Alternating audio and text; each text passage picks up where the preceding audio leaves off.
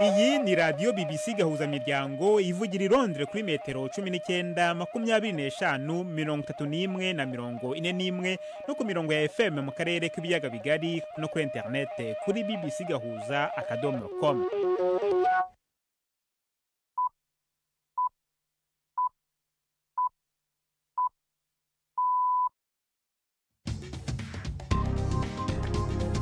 Ubu ni saa 10:30 ku isaha mpuzamahanga ya GMT, ni saa 12:30 ku isaha yo mu Rwanda no mu Burundi. Muri studio muri kumwe na Jacques Niyitegeka. Izi ni ingingo z'ingenzi zigize aya makuru. Muri Niger haravugwa urupfu rwa Protais Zigiranyirazo, umwe mu banyarwanda boherejwe kuba muri icyo gihugu bagizwe abere cyangwa barangije ibihano bari barahawe n'urukiko mpuzamahanga mpanabyaha rwakiriweho u Rwanda rwari Arusha. Twavuganye nabo umuryango we. Nakababaro ko yagiye, ariko ikintu cya mbere rwose kidushimishije kitumye tunakomeye nuko ubu agiye ari umwere, agiye nta deni afitiye sosiyete. Mu Rwanda umunyapolitiki utavuga rumwe n'ubutegetsi Victoire Ingabire yasabye urukiko rwisumbuye rwa Nyarugenge gukuraho icyemezo kimufunga by'agateganyo cyafashwe n'urukiko rw'ibanze rwa Kicukiro. Uburundi n'umutwe wa M23 biravuga ko biherutse guhanahana imfungwa zo mu ntambara. Tufite n'ikiganiro cy'urubuga rw'imikino muri mwese ikaze muri amakuru yo kuri wa mbere turi ku itariki ya 4 z'ukwezi kwa 8.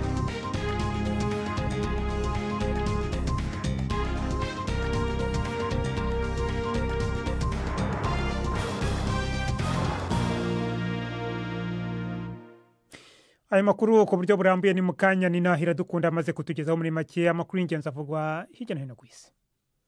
Ishiramye rikomeye rishigikiye abafashwe nk'iyagano muri Israel ryagije umushikiranganje wa mbere ko ari washora igihugu n'ababo mu guhona. Ivyo bije mu gihe hari imigambi ivugwa yo kwagura intambara mu karere ka Gaza. Umushikiranganje bw'amagara y'abantu burongowe na Hamas muri Gaza uvuga ko hari abandi bantu 5 bapfuye kubera inzara canke imirire mibi ku musi wejo. Ni inkuru ya Yolande Nere mwuva mu ijwi rya Siriake muhawe nayo. Ibimenyesha makuru vya Israel byabwiwe ko umushikanganje wa mbere agiye kongereza umuriro mu ntambara ibera muri Gaza mu ntumbero yo kurekuza abagizwe ingwati bakiri mu maboko ya Hamas. Yishimikije ko Hamas atamasezerano namwe ngo ishaka. Byitezwe ko akanama ka Israel kajejwe umutekano kemeza iyo ngingo mu Misiri imbere. Imiryango y'abagizwe ingwati bakiranye ishavu ico ciyumviro cyo kubandanya ibikorwa bya gisirikare, ivuga ko bishobora kubangamira ubuzima bw'abagizwe ingwati. Avugana na BBC, umuvukanyi wa Eviatar David arasigura ingene mwene wabo asigaye ku magufa gusa mu masanamu Hamas yerekanye mu mpera z'iyinga. Ayo masanamu amwerekana ari karimba imva ahantu mu kuzimu. Dutegezwa gushimika mu gutanga ubutumwa. Eviatar ari karapfa. Uko niko Eli David avuga. Yahamagariye abategetsi bo hirya no hino ku isi gufasha kugira mwene wabo aronke byihuta imfungurwa n'imiti. Igisata kijejwe iperereza muri Ukraine kivuga ko igitero c'utudege twaco tutajamwo abadereva cagabwe ku kigo ca gisirikare c'u Burusiya giherereye mu karere ka Crimea kigaruriwe n'u Burusiya cononye vyinshi cane. Iperereza rivuga ko indege z'ingwano 5 zibasiwe, imwe muri zo ikaba yasambutse burundu. Kise kandi agace ka Saki kari mu burengero bwa Crimea ko ari ikigo gikomeye c'indege za gisirikare z'u Burusiya zakorera ibikorwa vyazo mu kiyaga cirabura. Hagati aho Perezida Zelensky avuga ko yagendeye ingabo ziri ku gwasiro hafi y'igisagara ca Kharkiv kiri mu buseruko.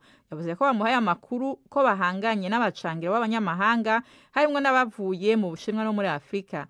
I Moscow ibiro vy'umukuru w'igihugu bizwi nka Kremlin vyavuze ko vyiteze ibiganiro bihambaye n'intumwa ya Perezida Trump bwana Steve Witkoff mu mpera z'iyindwi.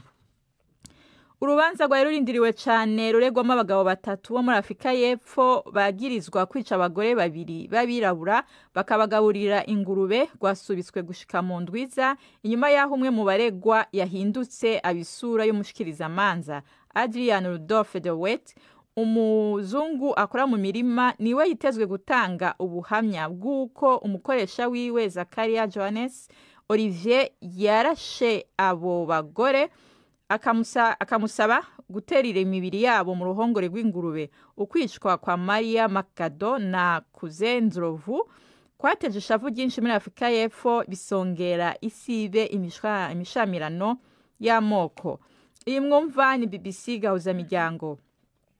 Amakuru ava mu ntara ya Zamfara mu buraruko bushira uburengero bwa Nigeria avuga ko abantu n'imiburi 50 bashimuswe n'amabandi mu mpera y'indwi y'indwi.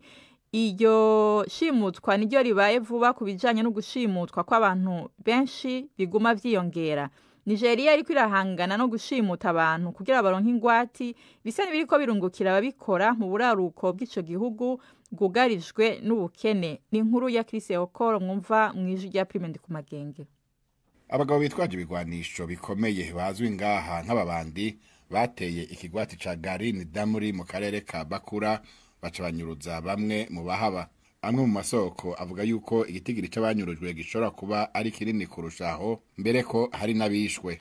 Abanyagihugu bahatari mu bisagara muri Zamfara basa n'abahebwe gukingirwa imigwi igenda irayogoza inyuruza abantu kugira isaba amafaranga imbere yo kubarekura, isahura yongera itangisha tagisi kugira ibakingire. Mu kwezi guheze abantu bitwaje ibigwanisho barishe abantu nibura 35 bari banyurujwe mu kwezi kwa kabiri, nubwo abo babanyuruje bari bahawe amafaranga hafi ibihumbi 50 by'amadolari. Abana b'inzoya batatu nabo bakaba bafiriye iyo bari banyururijwe. Amakuru ava mu burengero bwa Sudani avuga ko abagwanyi b'umugwi witwara gisirikare wa Rapid Support Forces bahaye abasirikare b'abacangero bo mu gihugu ca Colombia ububasha bwo kugenzura inkambi nini ya Zamzam irimwe bateshejwe izabo n'ingwano. Umuvugizi w'iyo nkambi Mohamed Kamil Duda ari Darfur yavuze ukuntu yabonye imigwi y'abantu bitwaje ibigwanisho bavuga ururimi rw'Ikiespanyole igendagenda ataco yinona. Zamzam yaguye mu minwe y'abagwanyi ba RSF kuva mu kwa kane. Iri mu buraruko uri mu manuko bwa Efasha, igisagara kimwe conyene cyo mu burengero kikiri mu minwe y'ingabo za leta ya Sudani. Izo ngabo zaragirije Emira Arab Uni ko zakoresheje amajana y'abasirikare b'abacangero b'abanyamahanga, benshi muri bo akaba ari abanyakolombia kugira bafashe RSF. Abashikiranganje bo mu Busuwisi bavuga ko biteguriye kugirana na Amerika amasezerano y'ubudandaji ashimishije cyane mu kwishura ku makora akomeye yashinzwe giturumbuka n'ubutegetsi bwa Trump. Inyuma y'inama idasanzwe y'abashikiranganje, inama nkuru y'igihugu yavuze ko izozirikana imyitwarariko ya Washington mu biganiro biriko biraba. Mu ndwi iheze ibiro by'umukuru w'igihugu ca Amerika bizwi nka White House byashize ahabona amakora angana n'ibice 39% ku bidandazwa biva mu Busuwisi. Ayo makori akaba ariyo menshi kuruta yandi yose i Buraya. Imitahe y'amashirahamwe yo mu Busuwisi yarakorotse. Jacques urakoze Nina Iradukunda kuri iyo ncamake y'amakuru.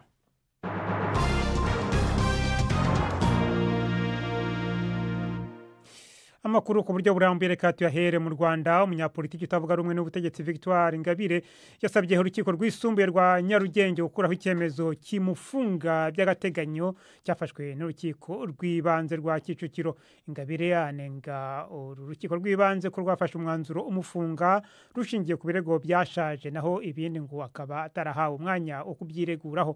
Ubushinjacyaha bwo ariko buvuga ko nta busazi buriho ku byaha bwashikirije urukiko. Bwongeye gusaba urukiko rwa Nyarugenge kugumishaho icyemezo cyafashwe ku rwego rw'ibanze cyo Ingabire yakomeza kuburana afunzwe ngo atabangamira imigendekere y'urubanza. Ni inkuru ya Jean Claude Mwambutsa. Bwa mbere kuva yafatwa mu kwezi kwa gatandatu, Victoire Ingabire yagaragaye mu rukiko yambaye ibara ry'iroza. Yagaragaraga nk'umeze neza, anyuzamo akamwenyura. Mu cyumba cy'urukiko ndetse no hanze yacyo hagaragaraga abapolisi benshi bavanze n'abashinzwe umutekano w'abanyururu. Abanyamakuru ntiborohewe n'amabwiriza akaze yari ahari. Nta foto bari bemerewe gufata, abari bitwaje ibyuma bifata amashusho nabo babifashije iruhande. Ingabire yabwiye umucamanza ko yumva atunganiwe bihagije kuko umunyamategeko ukomoka muri Kenya yari yifuje atemewe n'urugaga rw'abanyamategeko b'u Rwanda. Yanenze urukiko rw'ibanze rwa Kicukiro rwemeye kwakira ikirego cy'ubushinjacyaha kandi cyaratanzwe bushyizweho igitutu n'urukiko rukuru. Aha Gashabana yisobanuye avuga ko ubushinjacyaha bwatangiye iperereza bubitegetswe n'urukiko rukuru, nyamara ibyaha bivugwa byari bimaze imyaka igera kuri 5 ntacyo bwakoze. Gashabana avuga kandi ko ibyaha Ingabire akurikiranyweho birimo ibyashaje. Ibyo ni nk'icyo gushishikariza abantu gukora imyigaragambyo. Mu mategeko iki cyaha cyagombye kuba cyarashaje kuko bivugwa ko cyakozwe mu mwaka wa 2021. Ingabire yavuze kandi ko yafunzwe hashingiwe ku buhamya bw'abantu badakwiye kwizerwa. Abo ni nka Boniface Nzabandora wakoranaga bya hafi na Ingabire, ariko bakaza gutandukana bimaze kugaragara ko uyu yari yatangiye gukoreshwa n'inzego z'iperereza. Uyu mugabo ni nawe ugaruka kenshi mu buhamya bushinja itsinda ry'abantu 9 barezwe kwitabira amahugurwa y'ukuntu hahirika ubutegetsi hadakoreshejwe intwaro.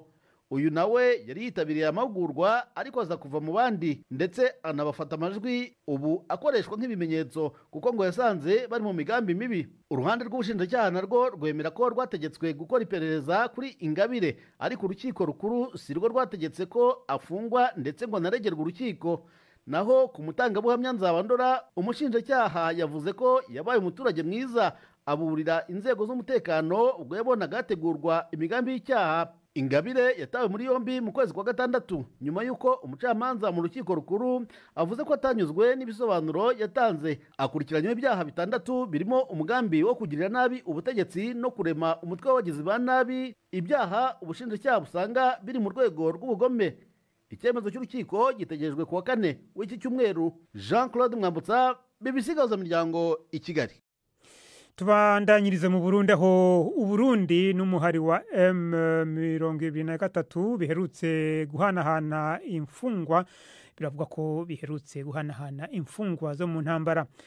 Barekuwe biravuga ko bashika kuri 20 kuri buri ruhande. Umuhari wa M23 wagiye werekana amasanamu uvuga ko ari abasirikare b'u Burundi bafatiwe ku rugamba, ariko bategetsi b'ico gihugu bakabihakana. Yaba u Burundi canke umuhari wa M23 nta numwe aragira ico ashikije kuri iki gikorwa. I Nairobi ni inkuru ya Siyake Muhawe nayo.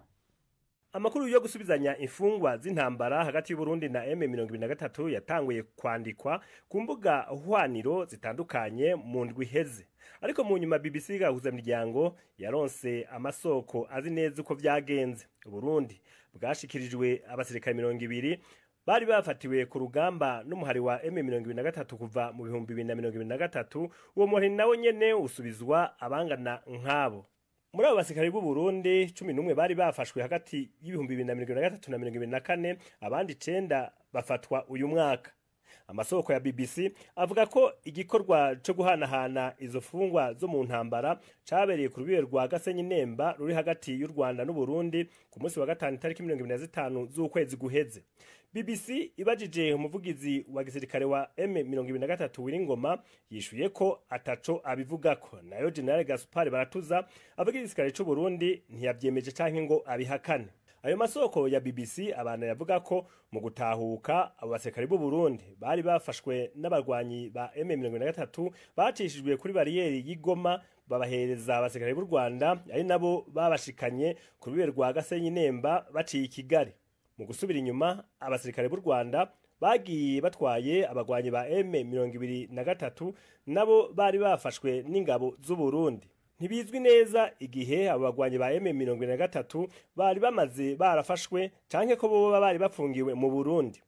U Burundi buvuga ko buri muri ico gihugu kugwanya umugwi wa Red Tabara ugwanya leta y'ico gihugu ukoresheje ibirwanisho. Ico gihugu caragiraniye amasezerano n'igihugu ca Republika ya Demokarasi ya Kongo mu vyo kwivuna abansi, amasezerano n'ubu atarashirwa ku mugaragaro ngo hamenyekane ido nido ryayo.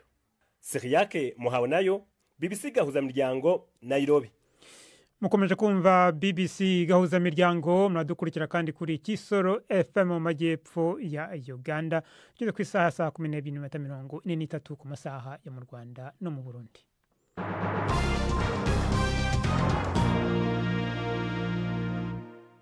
Dukomereze mu burengerazuba bwa Afrika. Muri Niger haravugwa urupfu rw'umwe mu banyarwanda boherejwe kuba muri icyo gihugu bagizwe abere cyangwa barangije ibihano bari barahawe n'urukiko mpuzamahanga mpanabyaha rwakiriweho u Rwanda rwari Arusha muri Tanzania ku ruhare bashinjwaga kugira muri jenoside yabaye mu Rwanda muri 1994.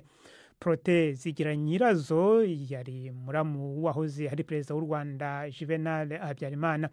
Uyu mugabo bahimbaga Zed mu myaka ya za 80 na 90 bivuga ko yari afite ububasha bwinshi, akaba yamaze igihe kinini ari perefe w'icyahoze ari perefegitura ya Ruhengeri mu majyaruguru y'igihugu. Mu mwaka wa 2008 yari yarakatiwe igifungo cy'imyaka 20 ku byaha bya jenoside n'urukiko mpuzamahanga rwashyiriweho u Rwanda rwa Arusha, ariko mu bujurire mu mwaka wa 2009 aba umwere.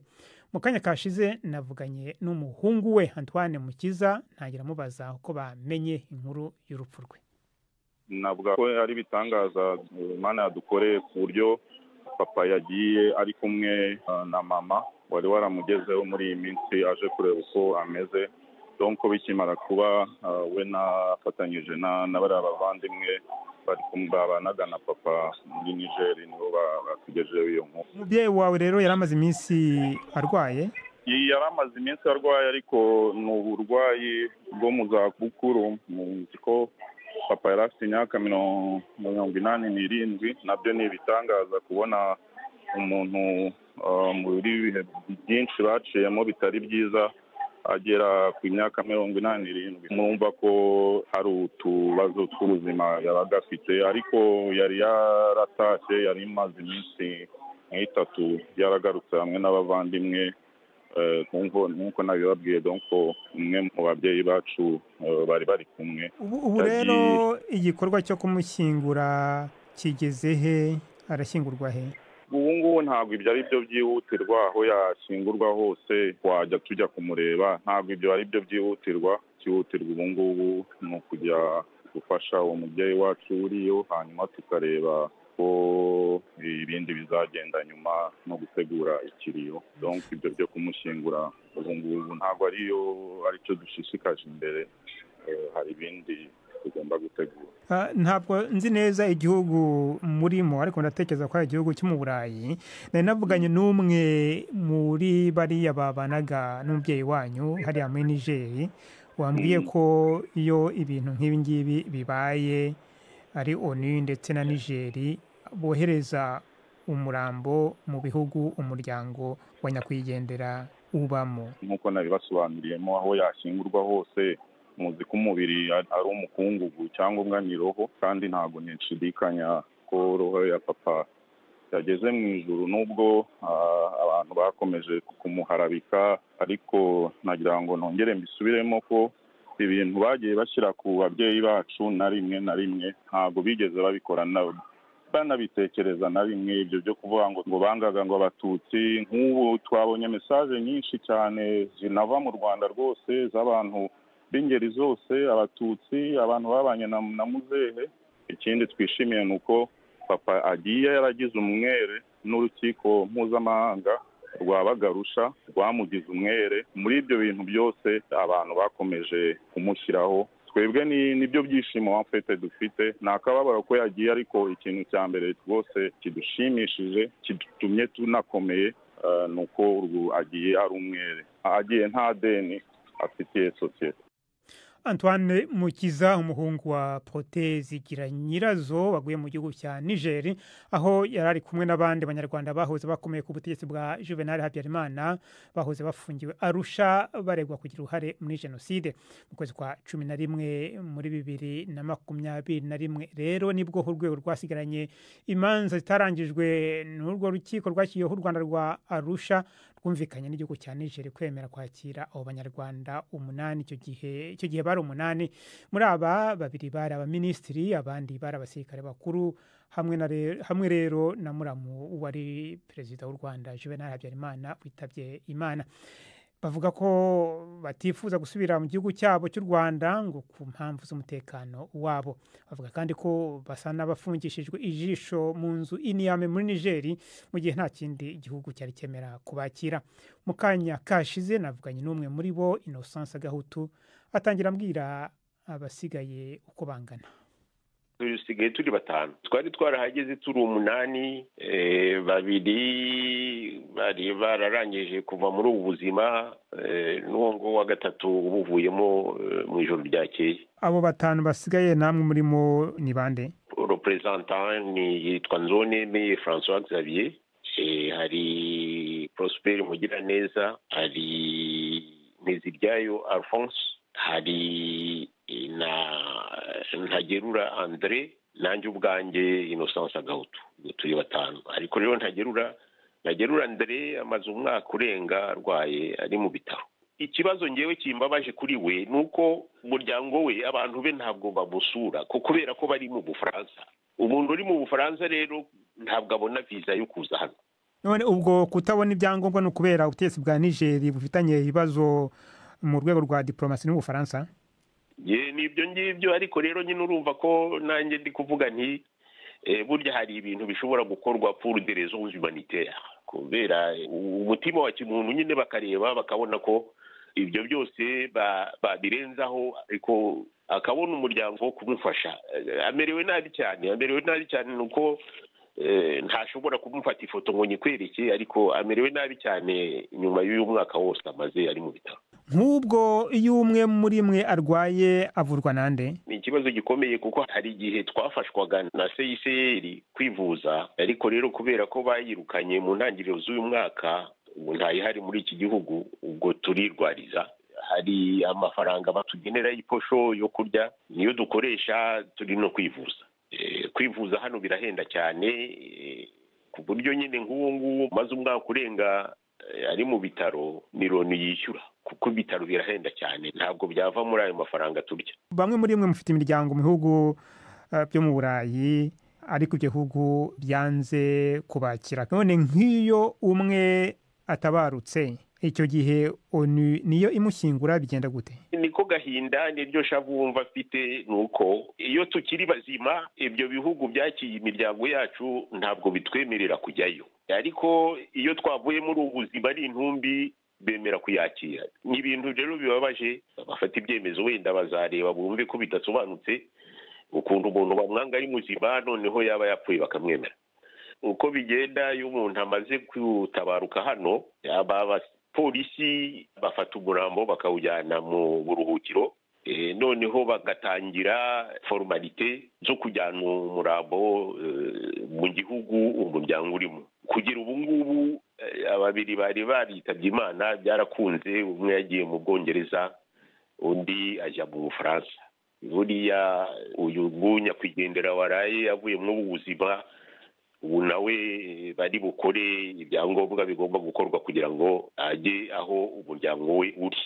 Nuko bigenda bikorwa nande, bikorwa ari iki gihugu turimo nyine abakozi bacyo babigiramo uruhare, gukora impapuro zose, gutwara umurambo bakawujyana ku ndege, gushaka iyo ndege, ibyo nibo babikora. Noneho ibigomba kwishyurwa kugira ngo uwo murambo utwarwe ugere aho ugomba gushyingurwa bikorwa na Loni nk'uko byakorwaga na mbere tukiri Arusha n'ahandi. Ubu ngubu ikibazo cyanyu kimeze gute magingo yangaya? Dufungishijwe ijisho, ndumva ariko umuntu yabivuga, nibyo bita residence surveillée. Ni inzu nyine, turi mu nzu dutuyemo twese, noneho ku muryango waho hakaba hari abasirikare baharinze, ariko n'abapolisi ni nabo baduherekeza iyo ugomba kujya kwivuza cyangwa se ugomba kujya kugura imiti, ubwo nibo baduherekeza. Nuko tubayeho nabi cyane, kubona abantu tubaze imyaka 4 nta cyangombwa tugira, nta shinge, nta rugero. Innocent Sagahutu.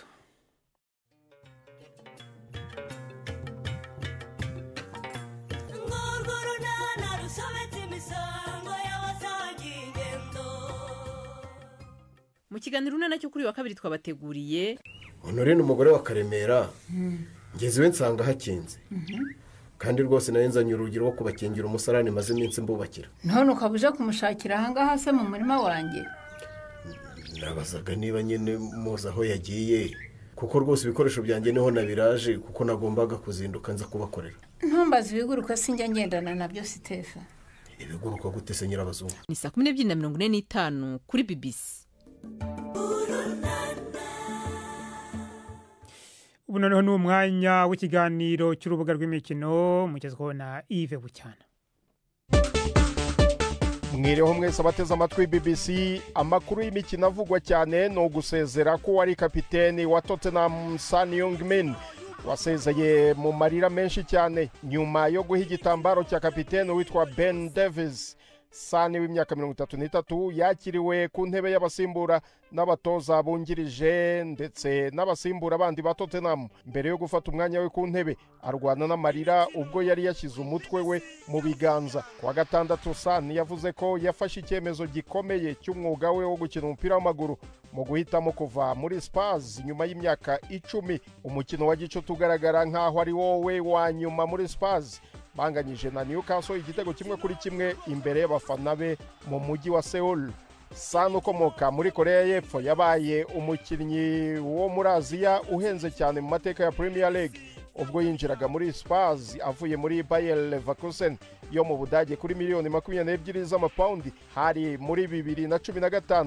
Yafashije Spurs kurangiza imyaka 17 bategereje igikombe mu kwezi kwa gatanu ubwo batwaraga igikombe cya Europa League batsinze Manchester United igitego 1-0. Son ari mu biganiro n'ikipe ya Los Angeles yo muri shampiyona ya Amerika.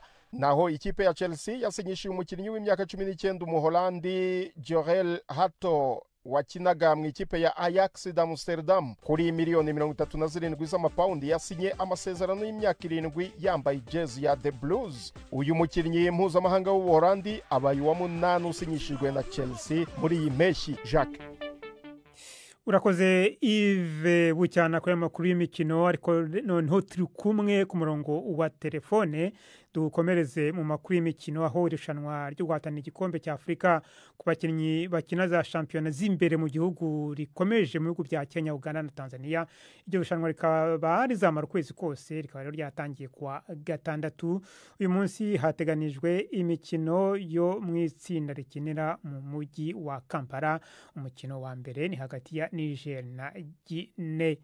Yves, uwo mukino wa mbere ugeze he?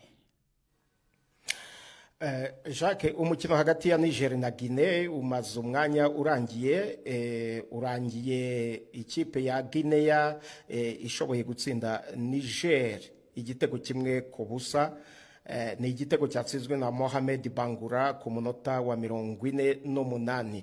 Wari umukino ukomeye nubwo utarebwe n'abantu benshi cyane kuko ngira ngo benshi bagiye kureba ikipe yo mu rugo, no kuvuga Uganda Cranes igiye gukina na Algeria, umukino utangira mu kanya ku isaha ya saa moya. Imikino Yves yatangiye kuwa gatandatu w'icyumweru gishize. Watubwira uko imikino imaze gukinwa yagenze? Kuwa gatandatu nibwo habaye umukino umwe wo gufungura rino rushanwa. Tanzania itsinda ikipe ya Burkina Faso ibitego 2-0 mu buryo butari bwiteguwe, ariko Tanzania yagaragaje umukino mwiza ndetse ifite n'abafana benshi cyane bari buzuye ikibuga. Hanyuma rero ku cyumweru hakinwe indi mikino yo mu itsinda rikinira muri Kenya. Imikino 2, Kenya ishobora gutsinda Repubulika ya Demokarasi ya Kongo igitego 1-0. Hanyuma hakinwa n'undi mukino wahuje Maroc ikina na Angola. Maroc itsinda Angola ibitego 2-0. Mu itsinda B rikinira muri Tanzania ku cyumweru ejo nyine ejo kumanywa habaye undi mukino wahuje ikipe ya Madagascar n'ikipe ya Mauritania. Umukino warangiye ari 0-0, ariko mu by'ukuri no mukino warebwe n'abantu bake cyane batagera no ku gihumbi. Amakuru ava hariya muri Tanzania akavuga yuko ari uko ari umukino wakinwe ku manywa cyane, ngware ariyo mpamvu nyine abantu batawitabiriye bavuga bati iyo uza kuba wabaye nijoro wenda wari kubona abantu. Hanyuma ku munsi w'ejo hateganijwe ihe mikino kandi izabera mu gihugu? Ku munsi w'ejo hazakinwa imikino 2. Ni imikino izakinirwa muri Zanzibar. Congo Brazzaville izakinwa na Sudani, mu gihe Senegal izahura na Nigeria. Iri tsinda ni naryo bavuga yuko ririmo amakipe akomeye. Jacques, hanyuma ikipe cyangwa igihugu gihabwa amahirwe menshi yo kuzatwara igikombe ni iyihe? hari ibihugu bitatu byakiriye aya marushanwa mu by'ukuri, hari Tanzania, hakaba Kenya, hakaba na Uganda. Ibi bihugu uroye uko shampiyona zabyo z'imbere mu gihugu ziteye, ni shampiyona zimaze kwiyubaka, ariko cyane cyane Tanzania na Uganda zifite shampiyona ihagaze neza ugereranyije no muri aka karere uko bimeze. Urakoze Yves Bucyana. Ni naha rero dushojeje amakuru yacu yo kuri wa mbere itariki ya 4 z'ukwezi kwa 8. N'amakuru yarahagarariwe na Prudence Ngiyumva. Mwakoze guhitamo BBC gahuza miryango.